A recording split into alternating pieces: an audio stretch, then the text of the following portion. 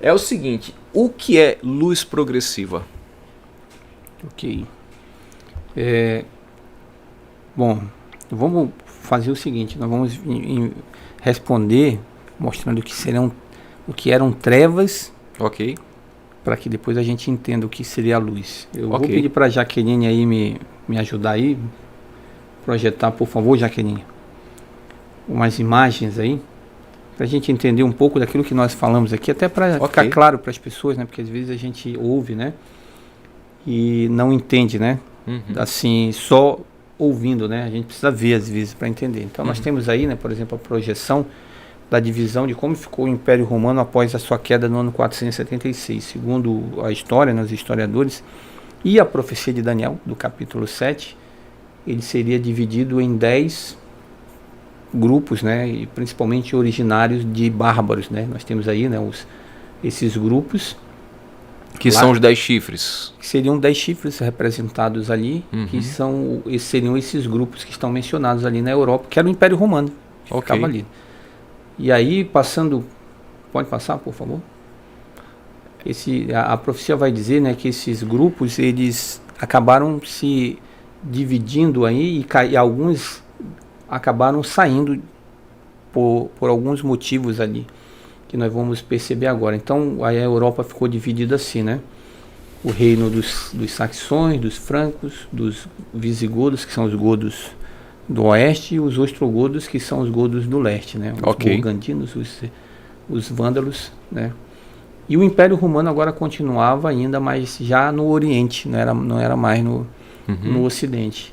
Então nós vimos aí, né, que a Europa, ela começou a ganhar essa conotação dessa divisória, porque a profecia diz que daqueles 10, 3 cairiam e ficariam só 7 reinos. Ok, e esse quadro aqui é o que mostra somente 7, né? Que vai mostrar os 7.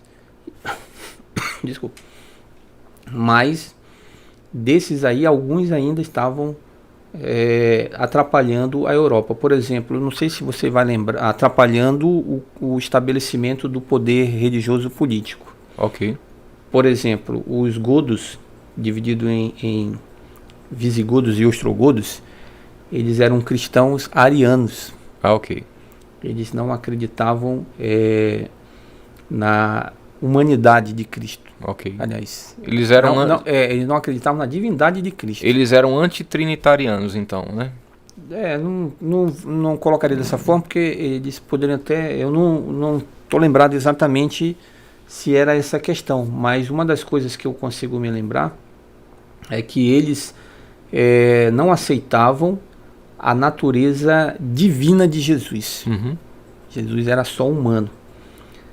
Mas dentro desses grupos aí, tinha aqueles que se converteram aí e que aceitavam essa natureza divina humana de Cristo. Então nós vamos perceber, né, a partir de agora, coloca aí, já que no próximo, né, que o Clovis, né, que era um grupo, o rei dos francos, ele se converteu ao cristianismo, que acreditava que Jesus era Deus e homem.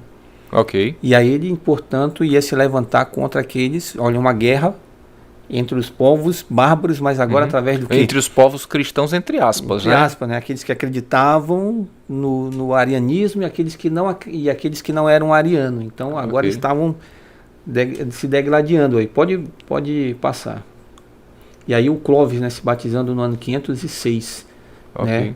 E aí sustentado pela igreja, né, romana. Por que a igreja romana? Você sabe por que a igreja romana? Porque aí ela descende, ela teve sua base ali forte ali a partir de Roma, né? Que nos dias de Jesus já era a igreja romana, né? Porque do ano de... Aliás, desculpa. Nos dias de Jesus, o Império Romano já era o império que dominava o planeta até então conhecido, Sim. né? No ano 381, ou seja, antes da queda do Império Romano, o imperador Teodósio I, ele decretou a igreja cristã oficial, como né? Oficial igreja do Estado.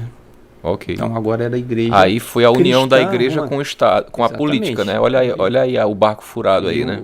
Aí eles aparentemente uma coisa boa, né?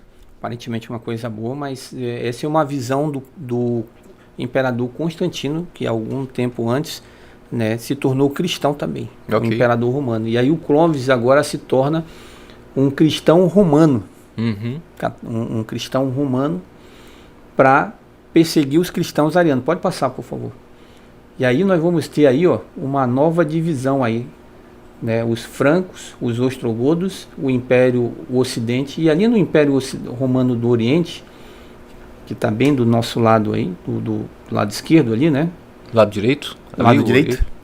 Lado direito. Ele ainda tinha influência nos outros, né? Nos outros locais da Europa aí. E aí, pode passar, Jaqueline. Antes da Jaque passar, meu irmão, tem uma curiosidade aqui profética, mas ela é uma curiosidade da profecia aplicada, vamos falar assim, né?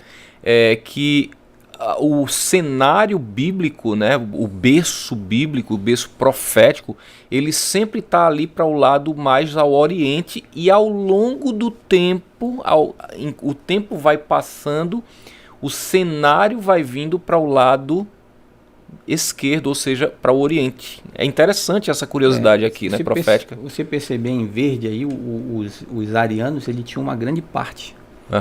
Né? Então, isso não era bom para a igreja romana. Então, o imperador romano do Oriente, na época, ele precisava mudar isso daí. Então, pode passar, Jaqueline, por favor. O imperador Justiniano, né, no ano 538, no ano 533. Ok. Ele fez um decreto que faria com que o bispo de Roma, da igreja de Roma, né, porque existiam na época 5 líderes da igreja, de Constantinopla, né, de Alexandria, né, de Roma, né, e Antioquia, né, e outro que eu não estou lembrado agora, né, mas eram 5, comandassem a igreja, na época, a igreja cristã não ariana, né.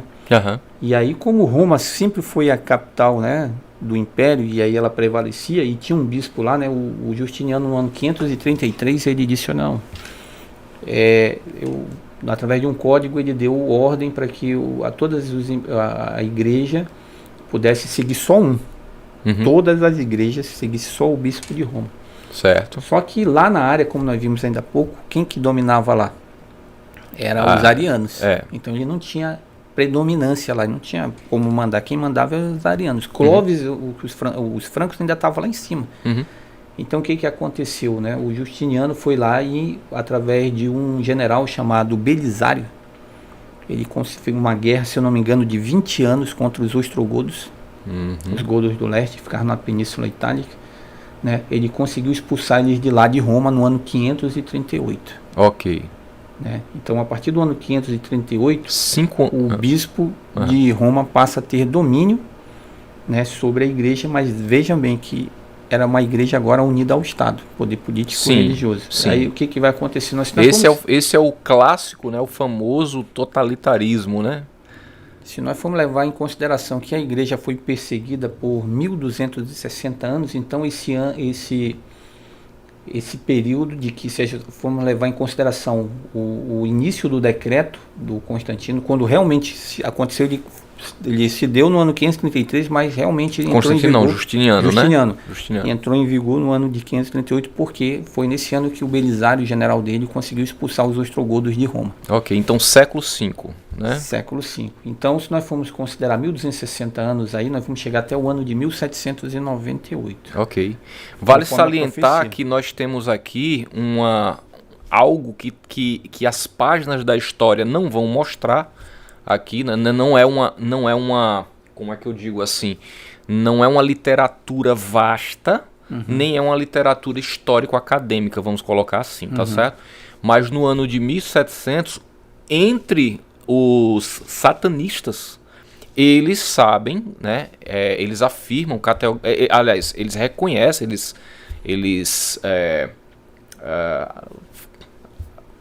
não sei qual, me ajuda na palavra, tá? Mas é que eles reconhecem que em 1700 houve um concílio e que esse concílio foi um concílio satânico, né?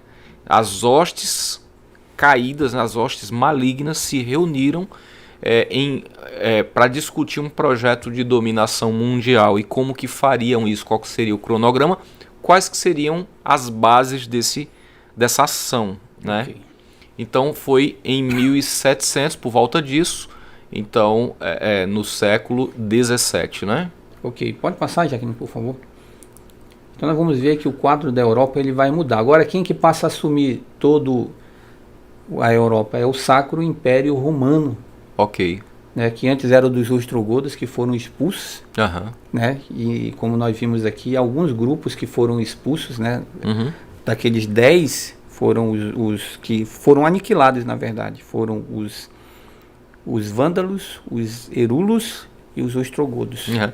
E aí quando que você tem defendiam a fé ariana. o Império Romano, né, sacro justamente que era aquele modelo ali do clero junto com os reis ali, né? Então a igreja estava dentro dos palácios, Na né, verdade, mundo assim, afora. Nós vamos entender aqui que tudo partiu da ordem de um imperador, Uhum. que foi o imperador Justiniano, Ok. no ano 533, e que só passou a ter vigor no ano 538, porque quando foi expulso os ostrogodos ali da Península Itálica, como nós vimos naquela faixa verde, eles estavam dominando tudo, agora eles sumiram, Aham. não tem mais. Ok. E passa então ao Sacro Império com a figura dos francos como líder, porque Clovis, que começou ali, né, como um líder germânico, né, um líder bárbaro, né, Uhum.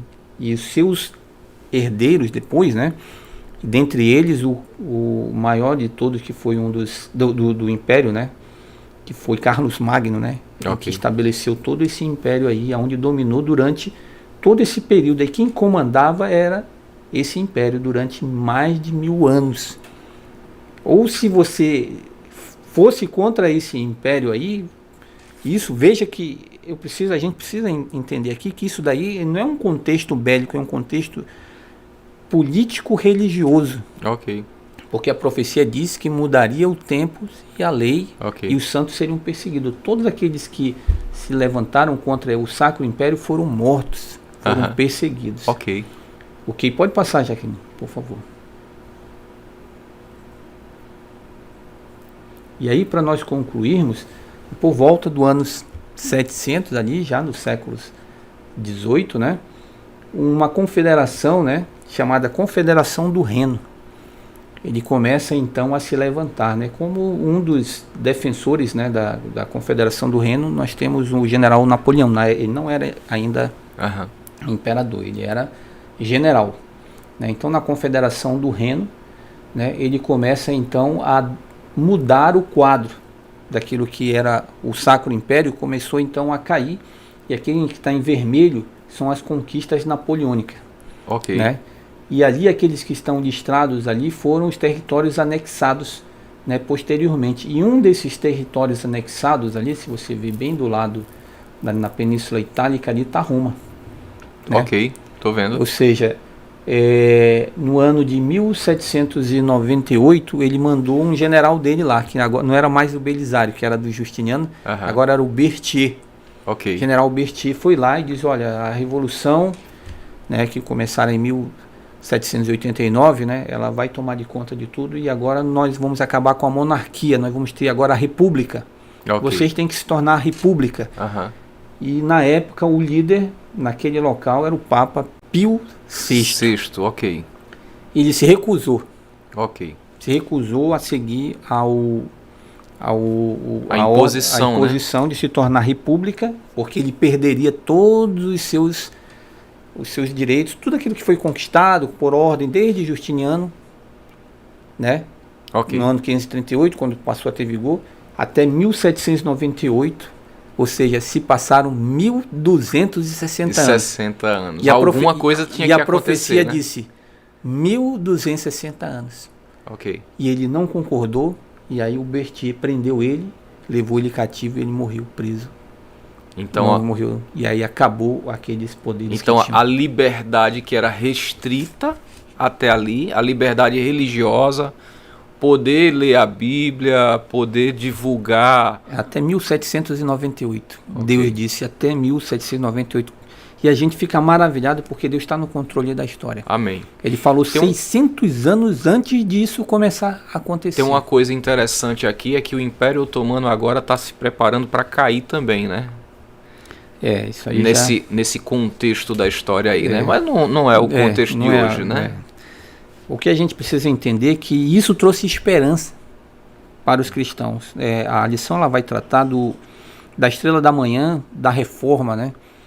Que é John Wycliffe, né? Que foi o reformador, que nesse período que nós vimos aí do Sacro Império, que foi perseguido, ele foi tão odiado porque ele traduziu a Bíblia para o inglês. Okay. Ou seja, qual sempre foi o objetivo de Satanás?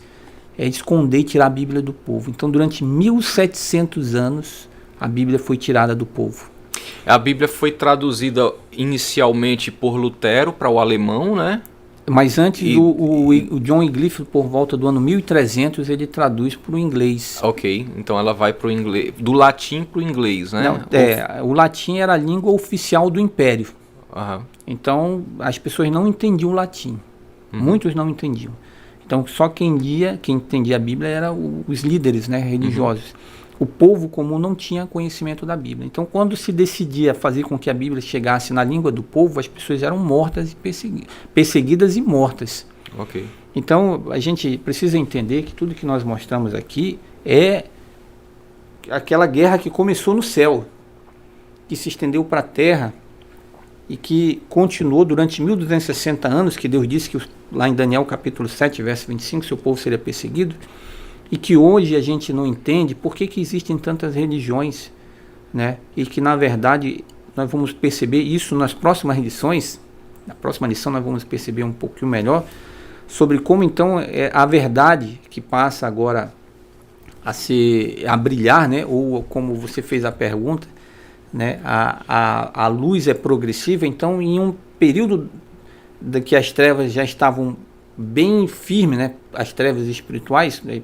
A gente precisa entender que trevas aqui, no caso, e trevas espirituais, né, estavam bem firmes. Deus traz a luz da reforma, através do reformador. O que era a luz? Era a Bíblia que estava sendo surgida de novo. A Bíblia volta, mas demorou muito tempo.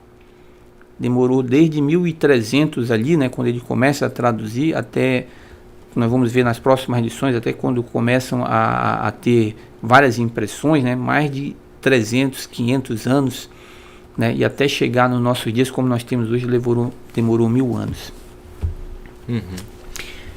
Então a pergunta agora é: o que é luz progressiva? Exatamente isso, né? É a retomada da verdade. Okay. Aquilo que se perdera. Aí eu queria colocar da seguinte forma, né? Por que demorou 1260